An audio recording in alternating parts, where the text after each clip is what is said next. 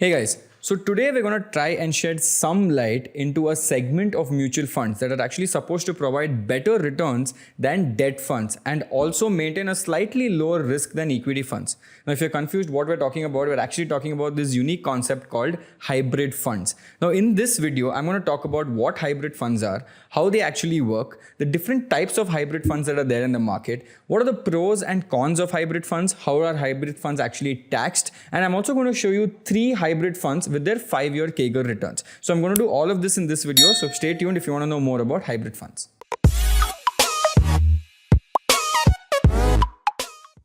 Now, if you look at traditional mutual funds, they mostly invest into two asset classes, which are mostly debt or equity, and we all know that. Now, both debt and equity have their specific strengths and specific weaknesses. Now, if you look at obviously equity, they give you higher return, but they also give you slightly higher risk, right? And if you look at debt funds, they give you slightly lower returns, but the risk is also lower at the same time. Now, every investor, say for example me or you, we might have different rate of risk and return, and we might want different return expectations also. Maybe I'm a conservative investor, I want less risk and more returns, so maybe that is something that I want, right? So for these type of people, they have created something known as a hybrid fund. Now, hybrid funds give you the best of both worlds, where there are funds that invest in both equity and a certain allocation in debt, and they try to give you this perfect balance of not too risky but not too low returns as well. Hybrid funds mainly invest in debt and equity. So understand this, equity and debt is where they invest. Now, hybrid funds are riskier than pure debt funds. So let me give you a simple example, right?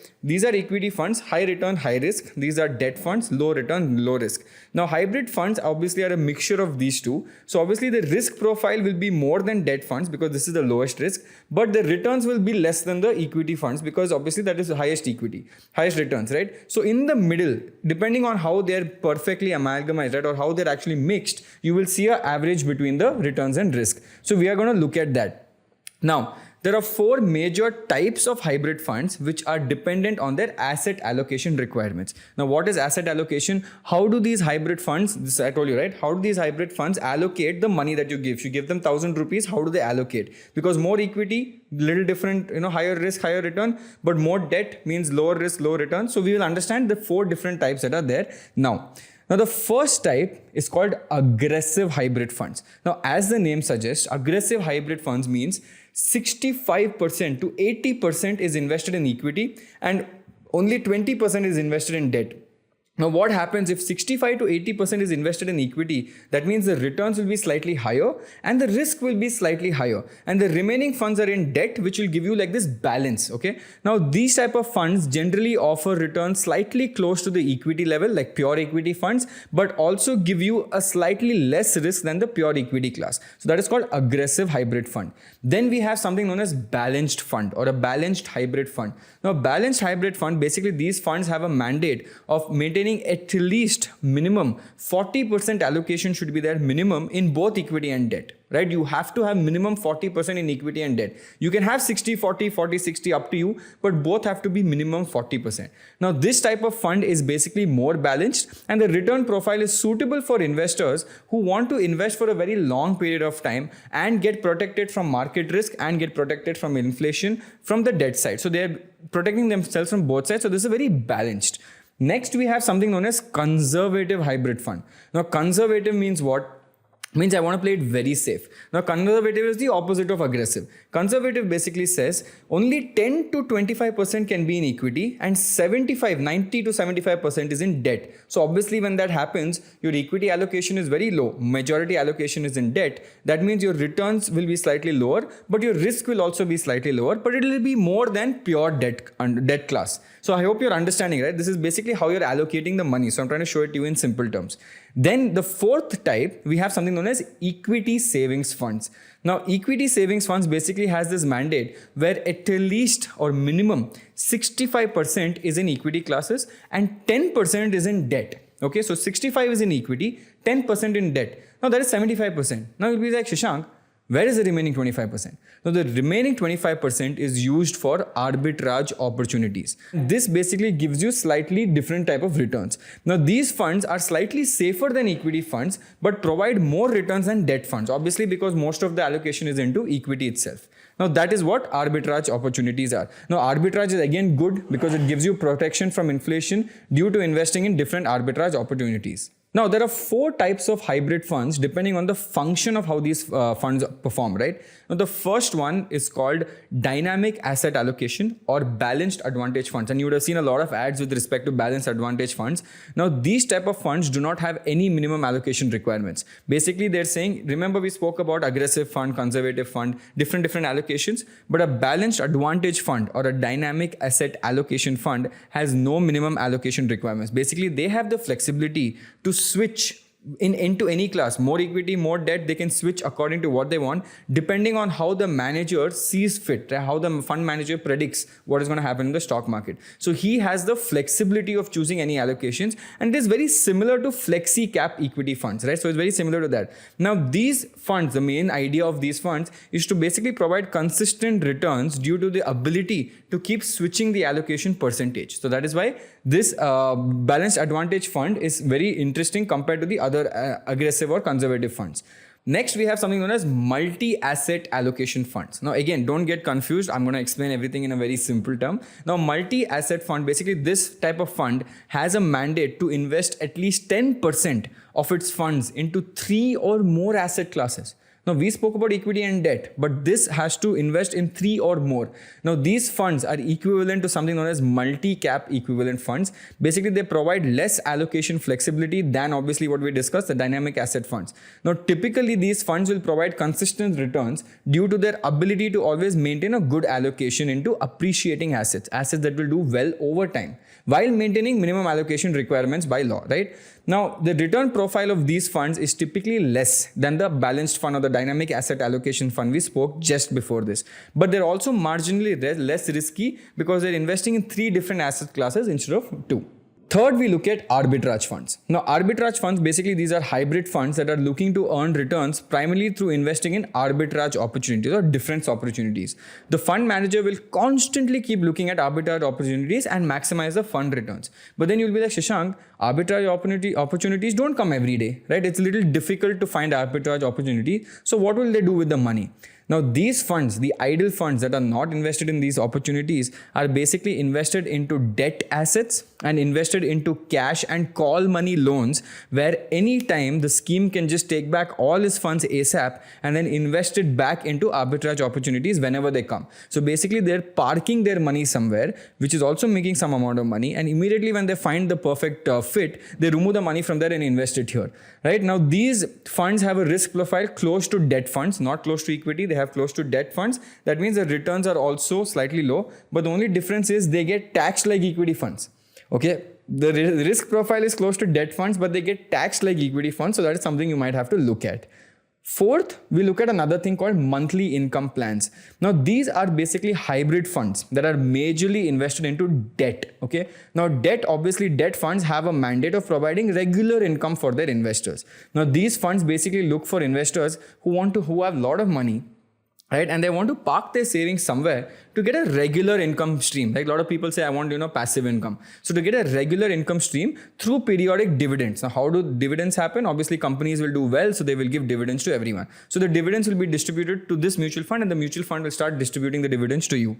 Now, typically, they have a 15 to 20% exposure into equity funds, because that to provide the necessary capital growth, which is also required, and rest is put into debt funds, right? So obviously, the risk profile in this, because majority is invested into debt, is slightly lower. Now, these plans also have a growth option, right? There's regular option, there's growth option. Now, growth option has the option where you take all the dividends that you get. Now, instead of taking it back into your bank account, the growth option tells you that you can take all these dividends and reinvest some of the dividends back into the fund itself, which will give you long-term wealth creation. So that is why that is very important. Now, let's look at some of the pros or advantages of hybrid funds. Now, first, hybrid funds basically provide different levels of risk return profile. Now, obviously, if I want to choose something that is slightly not very risky, right? I can choose what I want. I can choose a highly risky profile, or I can choose slightly lower risky profile. Basically, I can choose what I want depending on what my risk appetite is, depending on investor preferences. So it is slightly customized. It gives you the best of both worlds. Now, the second advantage here is that it gives you diversification benefits. You're not heavily dependent on equity class. You're investing in equity, you're investing in debt, and And there are also some funds that we spoke about that invest in 3 different asset classes. So automatically you're investing in multiple asset classes, which is giving you this diversified opportunity. Third, what we will look at, it is well suited for new investors. Boss, if you're a new investor and you have no idea how to invest, right, this is very good for you. And fourth, which is also a very good part, is automatic rebalancing. Automatic rebalancing means if I'm investing in my own portfolio and it's a continuous headache that if something does really well, I have to remove some shares, allocate it back into something else. I have to constantly keep removing and buying something else. Here what happens, they automatically keep rebalancing the entire portfolio for you. Then if you look at another fifth point of pros, it gives you steady returns versus pure play equity or pure play debt because of the flexibility. Now, if you invest in pure equity, you get some returns. If you invest in pure debt, you get slightly less returns. But this gives you that balance between both, which gives you good returns also and also gives you stability with respect to income. And the final thing, another big advantage of hybrid funds is that they have lower expense ratio compared to direct equity funds. Okay, so this is very important. Now we will look at some cons or something known as negatives of hybrid funds. See, we are smart investors. We need to know what are the good things and we need to know what are the bad things also. So let's look at what are the cons of hybrid funds. Now, hybrid funds are not free from risk and they obviously do have some equity exposure. So please understand, risk is definitely there when you invest in hybrid funds, whether you like it or not. Now, the second thing is they provide less control over your portfolio exposure over time because the allocation, see, sometimes what happens is, imagine I'm a guy who doesn't want too much risk and I've invested in a fund. Now the fund manager might just put a lot of my money into equity and increase my risk, which I'm not ready for. So that might be a slight problem going forward. Now, another problem here is it is difficult to compare hybrid funds with other funds in different categories. The reason why it is because it's a mixture of both, right? So it is slightly difficult to compare with other fund categories. Now, another big problem is lack of focus due to a broad range of investments, which will not give you a specialized advantage. And the reason why I'm saying this is because, you know, there are some funds that are focused only on large cap, only on mid cap, only on small cap. So everyone's vision is straight like this. Whereas here, you can invest in large cap, mid cap, small cap, debt markets, you can invest in different gold assets, so many different assets. So you might get slightly distracted when it comes to this. And fifth, it has a complicated taxation due to the exposure of multiple assets. By the way, debt funds have a slightly different taxation scheme. Equity funds have slightly different. Now, when you do mixture of both, what are you taxed at? So that I'm going to talk about in the next part. Now, in terms of taxation, the equity portion of a hybrid fund is taxed in the same way that normal equity funds will tax, and the debt portion is basically taxed as normal debt funds. Now, obviously, be very mindful that when you're investing in a hybrid fund, you need to know what allocation is equity and what allocation is debt. And then that portion has to be taxed according to how normal debt funds and normal equity funds get taxed, right? That is why one of the cons were slightly confusing taxation schemes. But it's okay. Don't worry about that. We will see all that later. Now, what I'm going to show you next is I'm going to show you top 3 hybrid funds with respect to their 5-year compounding average growth rate, right? Compounded annual growth rate. I'm going to show you 3 top funds. Okay. So one by one, let's go through it. Now, the first fund is called Quant Absolute Fund, a 5-year CAGR of 19.55%. Now, basically, this is an aggressive fund, and it is an aggressive fund run by Quant Mutual Fund. Now, remember, aggressive fund majority investment was in equity. Now, this fund is 77.9% invested in equity with debt allocation of 20.1 and 2.1% is in cash. Now, basically, they have an expense ratio of 2.15% and is managed by Sanjeev Sharma and Ankit Pandey. Now, the top 3 holdings of this company or this fund is the Government of India Securities, 18.9%, ITC Limited, 8.2%, and Vedanta at 4.8%. The second fund we'll look at is Quant Multi-Asset Fund, 5-year CAGR 18.17. Now, this is a multi-asset allocation hybrid fund. Multi-asset means they can invest in different multiple asset classes. And this is also run by Quant Mutual Fund, and the fund has 70.8% invested in equity with debt of 17.8 and finally cash of 1.5%. Now, it has an expense ratio of 0.5%, very low compared to the previous expense ratio of approximately 2%. And this is also managed by Sanjeev Sharma and Ankit Pandey. Now, their 3 top holdings of this fund are Nippon India ETF Gold Bees, which is 18.9%. So investment class is gold, not equity or debt. Then Government of India Securities 9.9% and HDFC Bank on the equity side at 8.8%. The third one is BOI, Bank of India, AXA, Mid and Small Cap Equity and Debt Fund, which is like a balanced fund. Now, this CAGR is 17.13%, 5-year CAGR, and this is also an aggressive hybrid fund that is run by BOI AXA Mutual Fund. Okay, BOI AXA Mutual Fund. Now, the fund is 86.7% actually invested in equity with a debt allocation of 8.2%, and 5.1, which is a very big amount, is still in cash. Now, it has an expense ratio of 1.9% and is managed by Alok Singh and Ajay Khandelwal. Now, the top 3 holdings of this fund is Persistent Systems, APL Apollo Tubes, and Astral Pipes. So these are the 3 top funds. So now we looked at the 3 top funds with respect to the hybrid fund scenario. Coming to an end, first of all, I hope you loved this video because there's so much information in this hybrid fund and it can get confusing for a lot of people, but I hope you understood how hybrid funds actually work.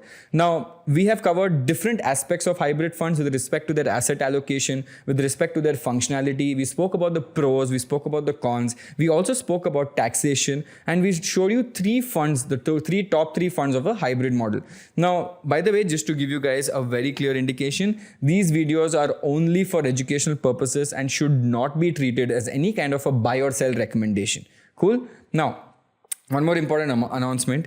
I would love to tell you that we have actually started a new trading channel, and this is called Trading with Grow. Now, on this channel, we publish a lot of educational content every week about trading in stocks and derivatives, such as charts, technical indicators, futures and options, basically to help you become a damn good trader. And I know it's slightly confusing to learn trading, but there's a new channel only for you. So do check out this channel and don't forget to obviously subscribe it. We'll put the link in the description as well. So go down, click on that link and start learning as much as possible. Okay. I hope you guys loved this. If you love this video, if you got any kind of education from this, please click on the like button and subscribe button. And this is me, Shashank Goduppa, signing off. I'm going to see you guys soon. Okay, bye.